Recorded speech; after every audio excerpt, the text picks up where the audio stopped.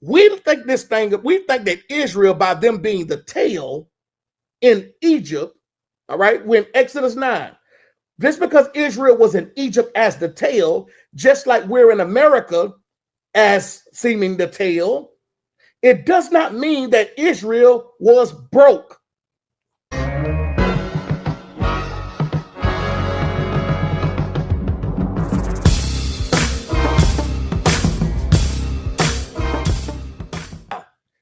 Why should Israel be praying?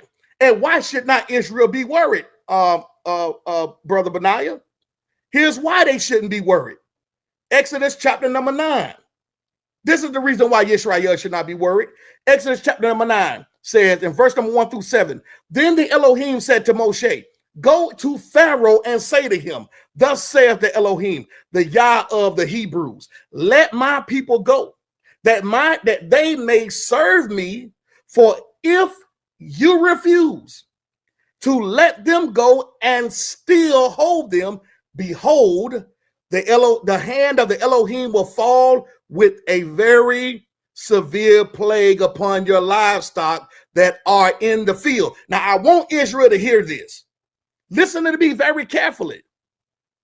I want Israel to hear me, all about 600 of us in here right now. I want you to hear exactly what I'm about to say here. Don't just focus on the other stuff. I want you to focus on this. We think that Israel, by them being the tail in Egypt, all right, when Exodus 9, just because Israel was in Egypt as the tail, just like we're in America as seeming the tail, it does not mean that Israel was broke. Let me say this. Israel, just because you the tail don't mean you're broke. All it means is just you're not the ruling class. But it does not mean that you're broke. Listen to this very carefully. How do we know that Israel wasn't broke when they was in Egypt back then? Because livestock had meant that was value. You don't have livestock and you broke. You just not the one who making decisions in the ruling class. You just like now, we're not the one that approve laws and all this other stuff, but yet and still the Most High provide. This is what I want Israel to understand, the reason why we should be praying and why we should not worry when we see these things taking place that is going on the news and media and all of these clips that Brother Benaiah showed us. Here's the reason why. In verse number 3, the Most High says, behold, the hand of the Elohim will fall with a very severe plague upon your livestock that are in the field. Now watch what the Most High do. Israel livestock is in the field. The Egyptians livestock is in the field. Watch what happens. He says that are in the field, the horses, the donkey, the camel, the herd, and the flocks. Verse number 4. But, here's the but of Yah. But the Elohim will make a distinction. See what's going on right now?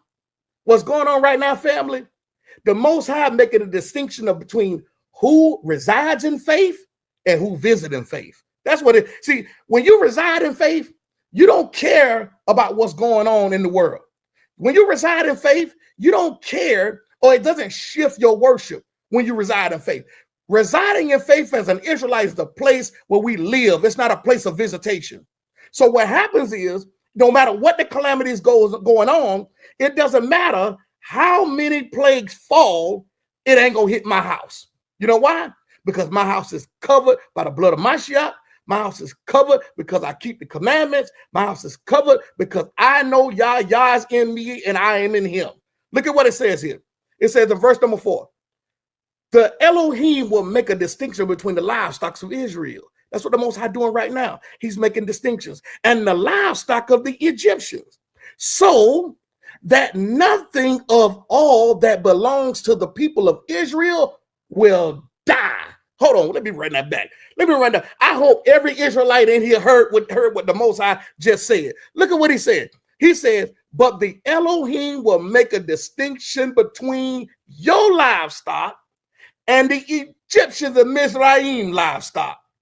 He says, so that nothing, not anything, Israel, not one single thing that you possess that you own, that the Most High have blessed and baruched you with in this land. He says that nothing of all that belongs to the people of Israel shall die. And the Elohim set a time, and by saying tomorrow the Elohim will do this thing in the land, and the next day the Elohim do this thing. All the livestock of Mizraim died, but not one of the livestock of the people of Israel died.